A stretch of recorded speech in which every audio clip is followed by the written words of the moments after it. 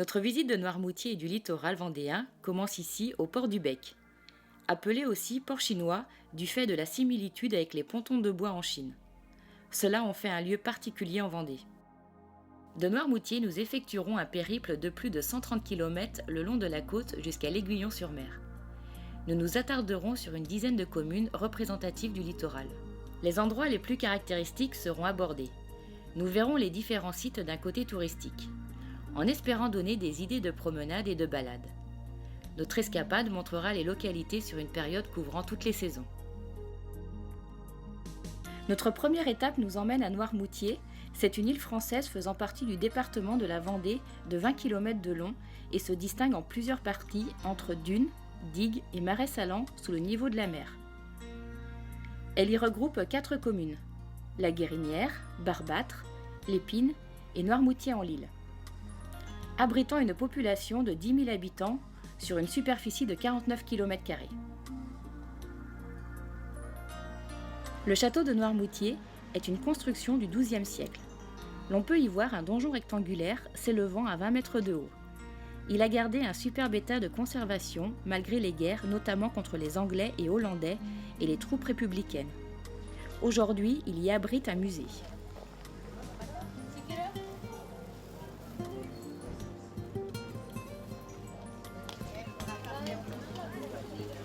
Les habitants de Noirmoutier-en-l'Île aiment leur marché. Nous avons rencontré une commerçante qui nous parle des pommes de terre, un produit local célèbre. Alors vous avez la Certema qui est une variété qui est fondante et sucrée, qui est assez, en général assez moyenne. Et autrement vous avez la Bonnotte qui a tendance à être assez petite, qui a une chair très ferme et un petit goût de noisette. Voilà. En primeur, après on a plein de variétés nous ici. On a la Charlotte, la Roseval, on a plein d'autres variétés qui sont pour l'hiver. Mais en primeur, c'est Certema Bonnotte. Et ça se récolte à quelle période? La Certema, on a commencé il y a 3 semaines, un mois à peu près. Et la Bonnotte, ça va être entre le 1er et le 8 mai. D'accord. À peu près. Voilà. Ok.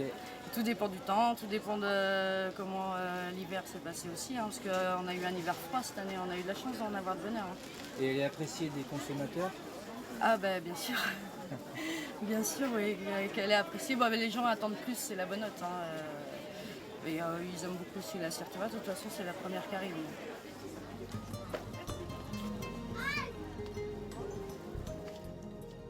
Il n'y a rien de plus paisible pour les habitants locaux que de se détendre sur les plages en moyenne saison.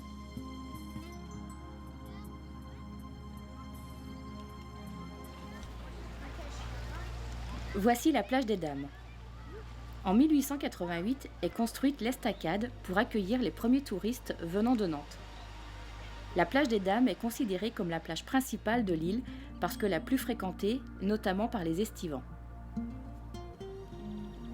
Le Vieil est un petit village typique qui a su garder un certain charme malgré les progrès architecturaux, ainsi qu'en témoignent ses rues étroites et ses murets de pierre. L'Herbaudière. À son début, ce fut un port vivant de la sardine. Désormais, c'est le port principal de pêche de Noirmoutier, qui est situé au nord de l'île. En se modernisant et en se diversifiant, il est constitué d'un chantier naval, mais aussi d'un atelier de maintenance. Y figure de plus un port de plaisance.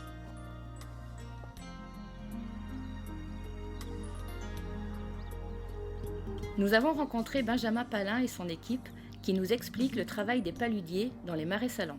Eh bien, en fin de compte, les paludiers, dans l'activité des paludiers dans le marais salant, c'est le ramassage du sel, la récolte du gros sel et de la fleur de sel, essentiellement.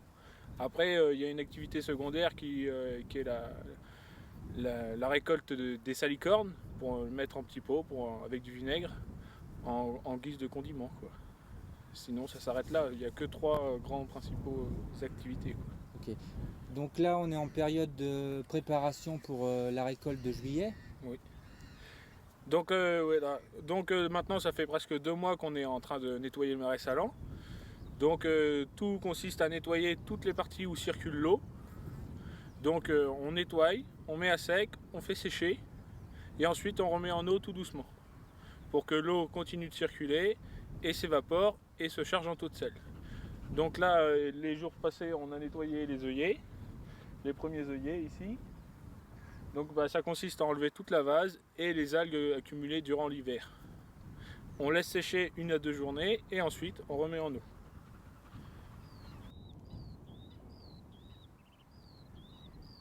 Donc est-ce que vous pouvez nous parler un petit peu de toute la gestion et du circuit d'eau dans les marais?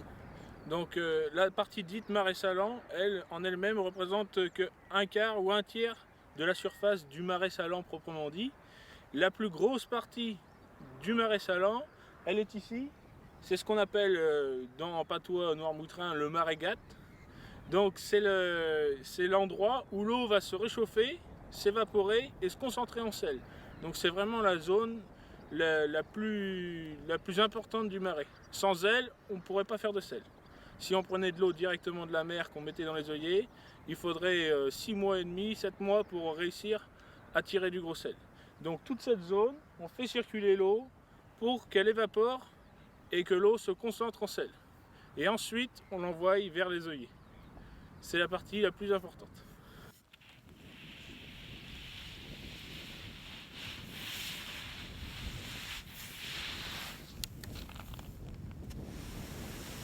Madame Palin nous explique les conditions pour pouvoir récolter du sel. Alors tout d'abord, il faut du beau temps, beaucoup de soleil et beaucoup de vent, de manière à ce que le gros sel et la fleur de sel se forment. Donc par un temps comme aujourd'hui, c'est l'idéal. Vous avez la fleur de sel qui va se former en début d'après-midi. Elle va faire une fine pellicule à la surface de l'eau. Et donc en début d'après-midi, on commence par ramasser toute notre fleur de sel à la surface de l'eau avec notre lousse, comme vous avez vu tout à l'heure. Et en fin d'après-midi, on commence à ramasser le gros sel qui se trouve dans le fond des œillets. Et en fait, on tire une ligne d'œillet chaque jour, parce que le gros sel, il lui faut 2 jours pour se former. Donc la première journée, on va laisser une ligne, on tirera celle d'à côté de manière à ce que les grains de sel soient assez beaux pour être recueillis. Donc pour ça, on utilise un rouable, on le pousse dans le fond comme vous avez vu tout à l'heure, on remonte le gros sel sur le bord de l'œillet, on le laisse s'égoutter toute la nuit et le lendemain, avec une pelle et une brouette à la main, à l'ancienne, on remonte sur le tesselier qui est juste en face de nous et en fait, on le laisse comme ça tout l'été. Le tas va monter progressivement et au mois de septembre, la coopérative nous impose 3 jours, ce qu'on appelle le collois. Chaque saunier va livrer pendant ces 3 jours tout son gros sel.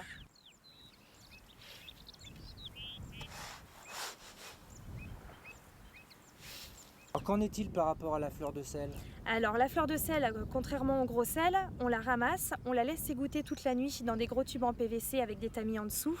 Le lendemain matin, on la met à sécher sur des tables à sel et on va la trier en fait de manière à retirer tout ce qui est petits grains de vase, petits moucherons, petites herbes, de manière à pouvoir la livrer propre à la coopérative de sel.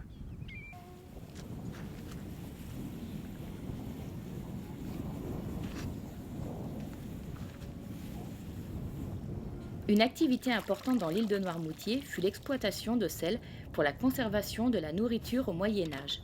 Il était indispensable.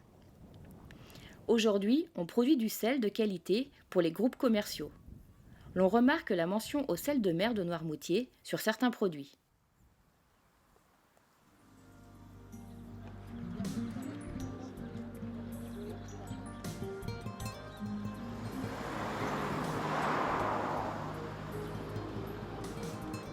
Le spectacle du Gois est splendide, la chaussée disparaissant sous les eaux. Sur 4150 mètres et durant 4 heures en moyenne, on peut y circuler en voiture.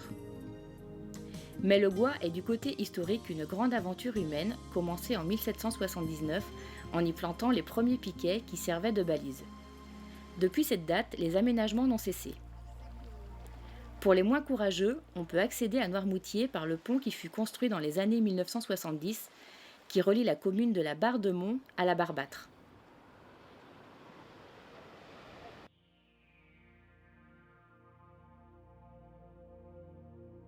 Un peu plus au sud, nous continuons notre découverte du littoral vendéen vers Saint-Jean-de-Mont.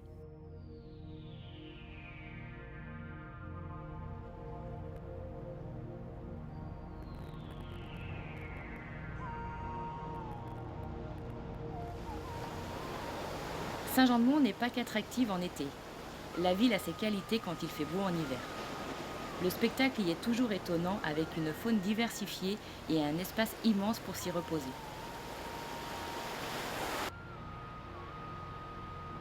Du bout de l'estacade et de cette jetée, on peut apercevoir la grande étendue de sable fin et d'architecture moderne avec plus de 400 mètres de long où l'on peut y accoster. C'est un lieu idéal pour les promeneurs.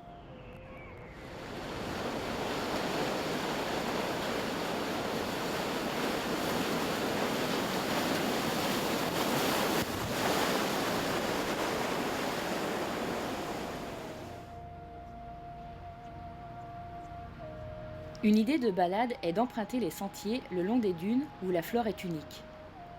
On peut se rendre compte de la vulnérabilité des lieux. Beaucoup d'espèces sauvages les peuplent. La forêt domaniale de 700 hectares est un espace protégé. Son calme permet en s'y promenant de profiter d'une certaine tranquillité, surtout en basse saison.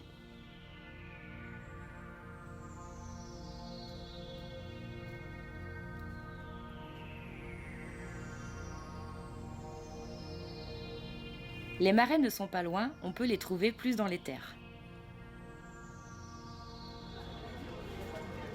En été, sa rue piétonne grouille de vie, ainsi qu'en témoignent de nombreux commerces ouverts. Glaces, bonbons, souvenirs et vêtements, tout est disponible.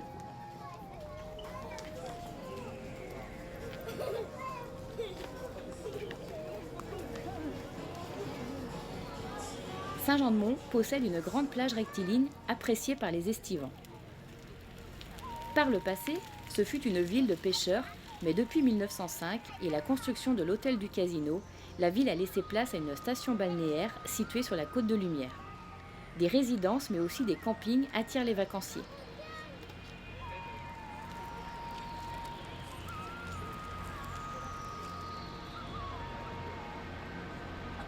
Sa plage de plus de 8 km de long est son principal atout.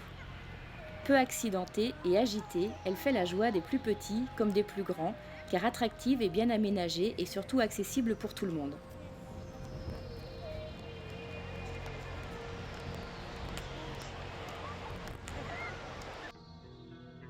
Un peu plus bas sur la côte, nous arrivons à Saint-Hilaire-de-Riez.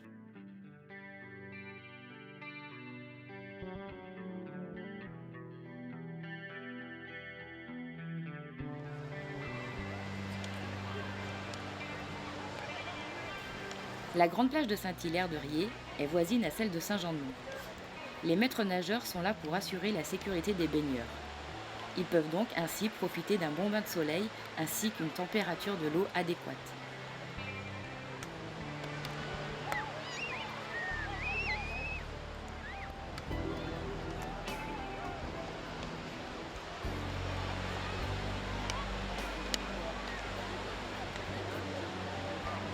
De Sion à Saint-Gilles-Croix-de-Vie, en flânant le long de la corniche vendéenne, l'on peut apercevoir les 5 Pinots, mais aussi le Trou du Diable ou Marmite du Diable, selon les légendes. Composée de schistes friables, la corniche est une succession de falaises et de criques. Cela en fait un royaume pour les oiseaux.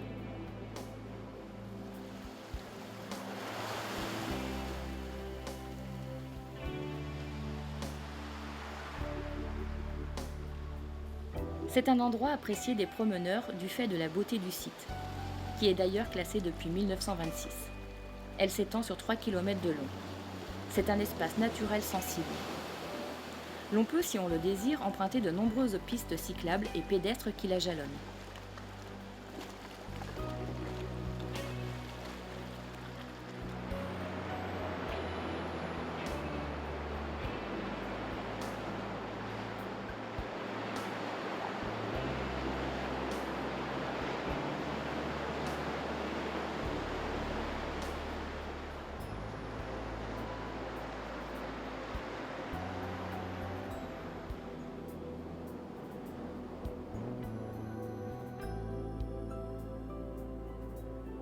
Les phares sont là pour nous rappeler qu'avant, ils étaient indispensables surtout le long d'une côte accidentée.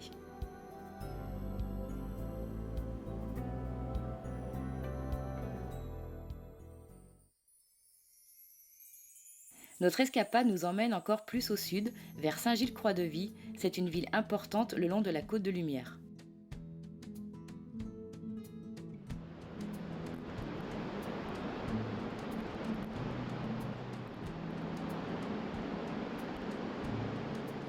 Le littoral vendéen, synonyme de soleil, de plage, de sable et de vent, est un paradis pour les amateurs de voile, comme ici en Char à Saint-Gilles-Croix-de-Vie. Sport de vitesse, le char à voile est composé en 2 parties, le châssis et le gréement. Il existe plusieurs catégories de chars prêts pour des entraînements ou des compétitions. Il y a d'ailleurs des championnats dédiés à ce sport.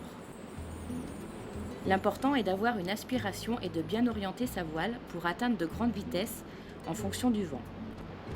Un bon équilibre entre tous ces éléments est nécessaire pour une bonne propulsion.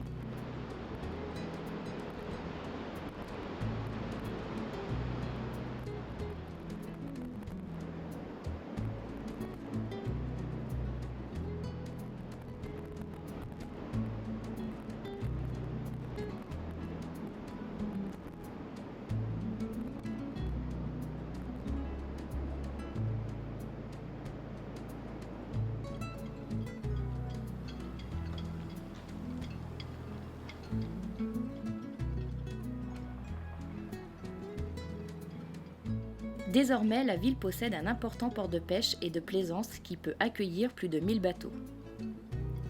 Port-la-Vie est remarquable pour les plaisanciers accessibles tout au long de la journée. Il compte 11 pontons avec 600 places, mais aussi avec des extensions grâce aux filières et aux anneaux.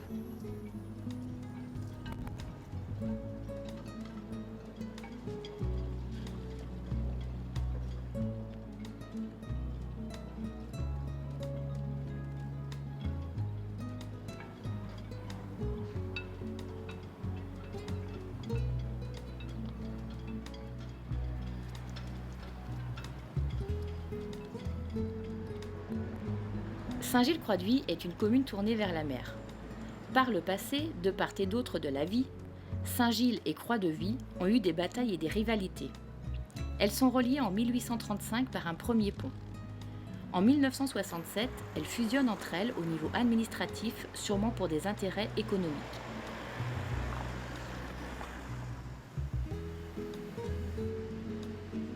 L'église Saint-Gilles, construite au XIVe siècle, remplace une première église. Depuis 1871, on peut la voir sous son aspect actuel. L'église Sainte-Croix, quant à elle, a une architecture néo-byzantine restaurée en 1983.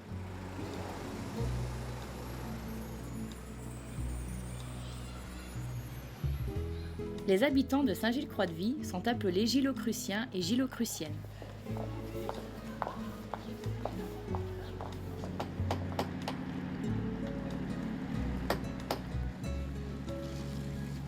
La pêche est une activité économique importante depuis des centaines de siècles. Déjà à l'époque gallo-romaine, le port était en activité. La pêche à la sardine est une longue tradition dans la ville. Au XVIIIe siècle, le thon fait son apparition après une pêche de baleines et de morues. Dès lors, des conserveries sont apparues, des conserveries en thon, sardines, langoustes et homards. La sardine disparaît presque au profit de l'anchois. Cependant, la sardine redevient l'espèce la plus vendue à la criée après l'arrêt de la pêche à l'anchois en 2005. Aujourd'hui, les marins-pêcheurs continuent leur activité avec courage.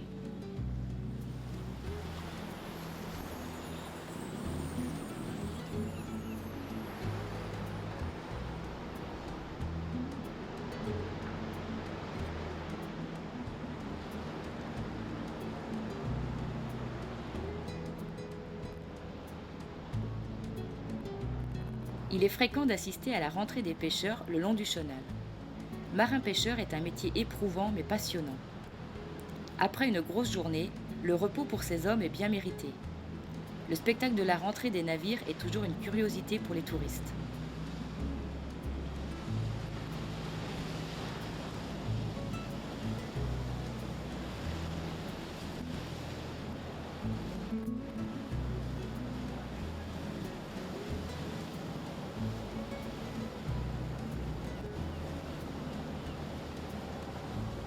Le tourisme est une autre ressource économique.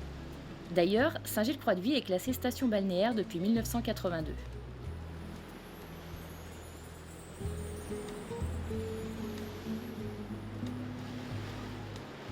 Que ce soit de petits ou de grands navires, les plaisanciers ont de la place pour manœuvrer.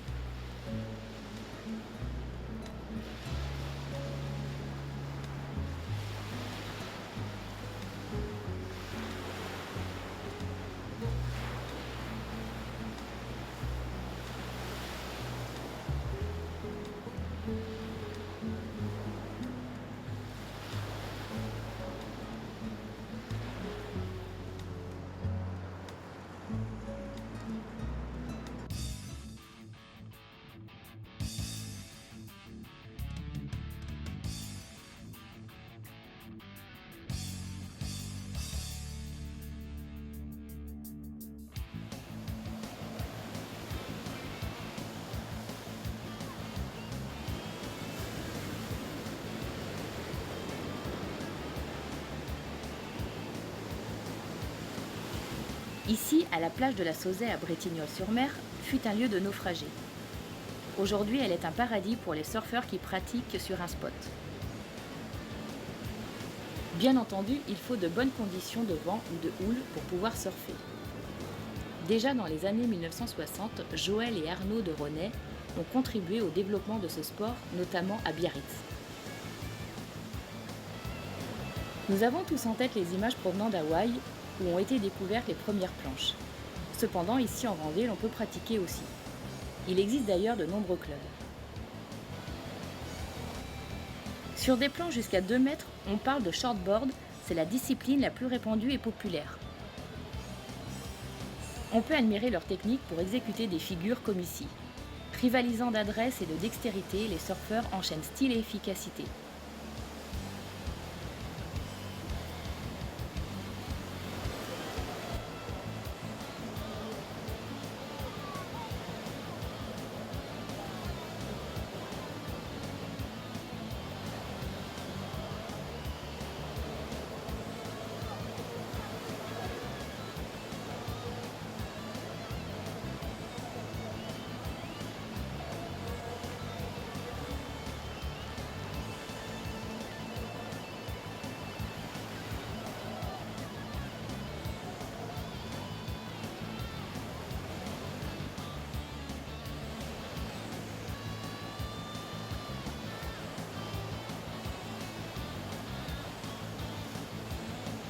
Les Sables d'Olonne est la principale ville de la Côte de Lumière. Elle profite d'un ensoleillement optimal toute l'année, comparable à une ville comme Toulouse, ce qui en fait une forte station balnéaire grâce à son port et ses plages. Pour accueillir une grande demande touristique, la commune peut compter sur beaucoup d'hôtels et restaurants ainsi que des campings. Au niveau historique, avec la mode des bains de mer venus d'Angleterre, elle gagne la France sous la Restauration. Elle ne cesse de s'accentuer. Les baigneurs augmentent grâce à la ligne de chemin de fer entre Nantes et les Sables en 1866. Aujourd'hui, avec sa plage de plus de 300 mètres de long, c'est l'une des plus belles du littoral français. Elle fait la joie des plus petits et des plus grands en été. La capacité d'accueil de la ville peut avoisiner plus de 100 000 visiteurs durant la période de juillet et août. La population des Sables d'Olonne avoisine les 15 000 habitants, avec un contraste énorme en été. Elle est la 3e commune la plus importante de Vendée, après La Roche-sur-Yon et Challans.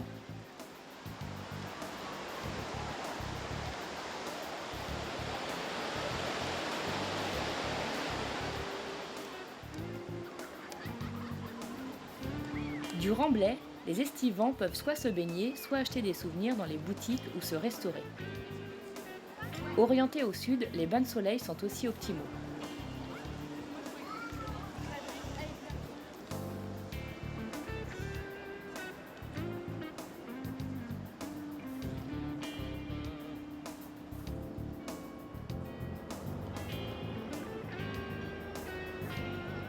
À quelques pas, on peut apercevoir la tour d'Arundel, vestige d'un château fort du XIIe siècle.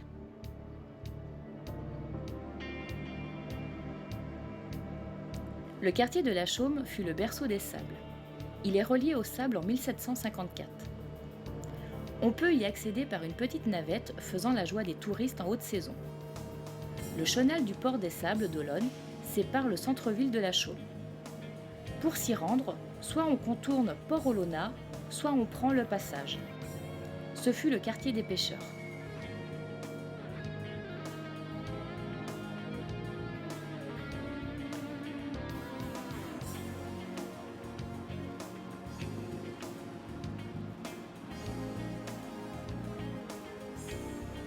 Les Sables d'Olonne a aussi un port de plaisance appelé Port-Olona.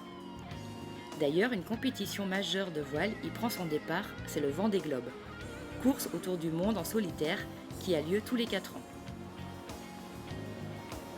La ville possède donc un port de plaisance, un port de pêche et de commerce.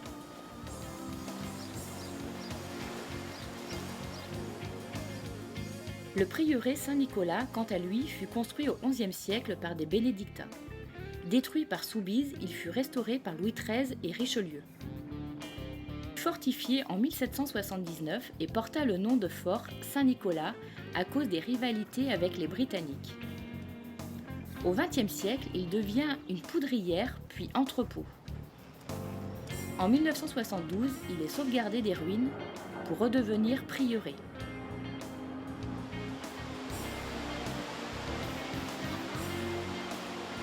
La ville accueille les plus petites embarcations, les moyennes, mais aussi les plus grosses.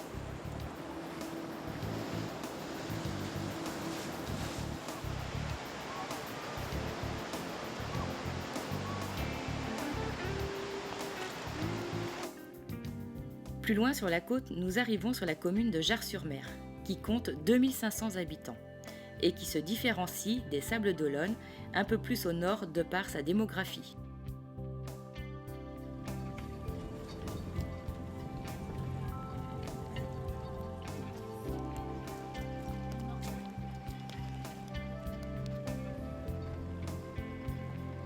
Comme le nom l'indique sur la capitainerie, Jars-sur-Mer est un petit port sympa. Les plaisanciers peuvent paisiblement profiter d'un emplacement appréciable. La ville, elle aussi, fait partie de la Côte de Lumière.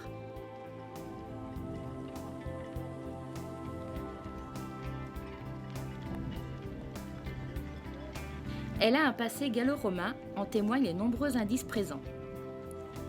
La ville se développe alors avec toutes les infrastructures nécessaires, ports, commerces et routes. Désormais, la commune a une belle attractivité saisonnière. On peut voir le moulin de la Conchette, mais aussi les baigneurs peuvent profiter de la plage.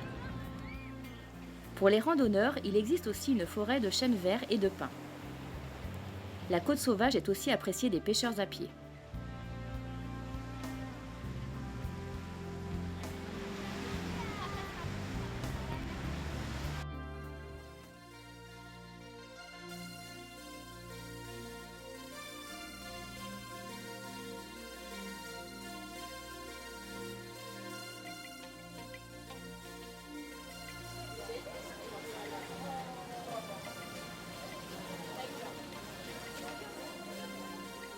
La saisonnalité à la Tranche-sur-Mer est aussi importante que celle des Sables, accueillant elle aussi 100 000 visiteurs en période estivale. Il est courant que l'on y vienne en famille pour se divertir.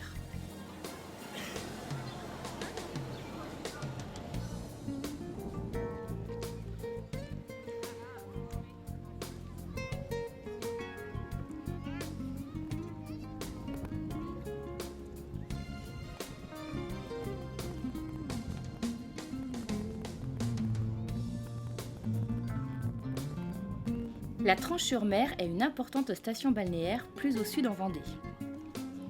L'on y vient d'un peu partout en France pour profiter de l'immensité des plages propices aux sports nautiques et de voiles tels que le jet ski ou le kitesurf.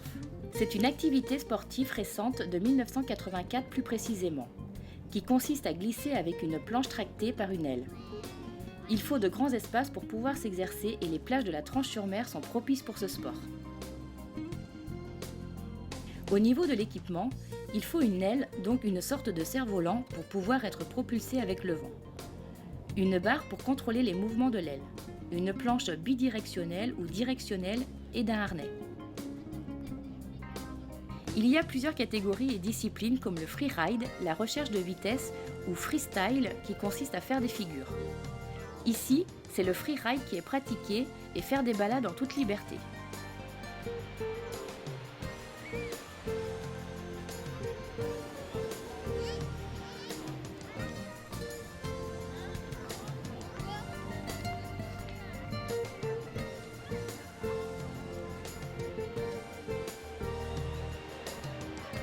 Les eaux et les qualités des plages en font un endroit privilégié dans le département. La baignade est ici plus que recommandée.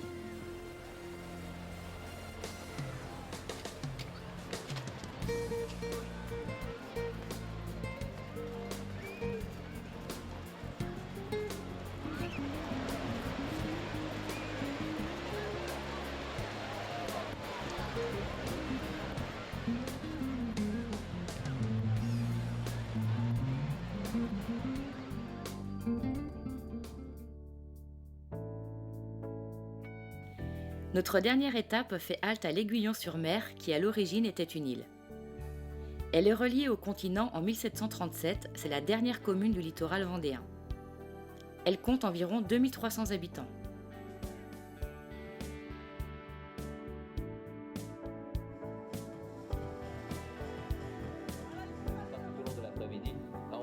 Nous allons voir cette ville sous l'aspect d'un événement. Nous avons rencontré la responsable de Littoral en Fête sur l'Aiguillon qui nous parle de ce week-end de festivités. Oui, alors aujourd'hui se déroule une animation qui s'appelle Littoral en Fête. Cette opération a pour vocation de montrer et de démontrer que les stations de l'Aiguillon-sur-Mer et de la Faute-sur-Mer, qui ont été sinistrées par la tempête comme tout le monde le sait, sont parfaitement en capacité de tenir leur saison touristique. Et donc nous lançons officiellement la saison touristique 2010 à partir de ce week-end avec quantité d'animations et d'opérations festives. Donc on a vu l'animation country, nous avons vu des démonstrations de voile et de vieux gréement. Pouvez-vous nous en parler un peu plus ? Alors c'est extrêmement éclectique, effectivement, vous en avez cité. Ce sont vraiment les clubs et associations locales et les commerçants qui se sont mobilisés. Il y a le club de moto qui propose des tours en moto, il y a le club de voile qui permet des initiations, il y a ce vieux gréement qui a été installé et qui permet de faire des promenades sur le plan d'eau. Il y a la danse country, il y a 6 clubs de danse country présents ici qui font des présentations, des démonstrations, des initiations. Il y avait ce matin aussi le club de triathlon qui faisait démonstrations et initiations. Il y a de la gastronomie, il y a un restaurant, il y a aussi des produits du terroir à déguster. Il y a aussi bien entendu toutes les informations touristiques sur la Vendée à recueillir. Enfin, en tout cas c'est multiple et ça permet de séduire toutes les personnes qui peuvent venir ce jour et demain sur l'Aiguillon et la Faute.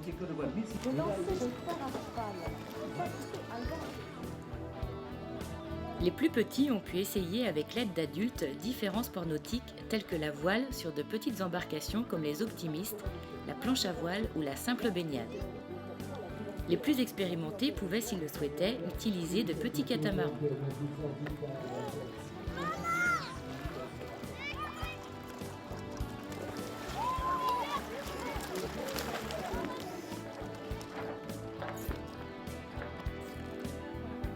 Un vieux gréement était aussi à disposition pour voguer tranquillement sur le plan d'eau nouvellement aménagé.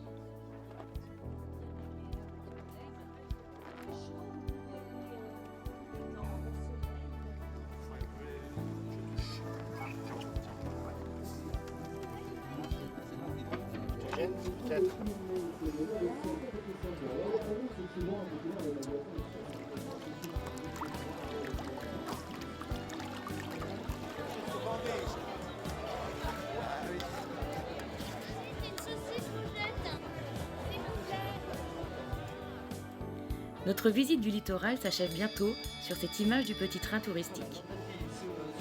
En espérant avoir donné l'envie de flâner dans ces endroits qui valent le coup qu'on s'y attarde.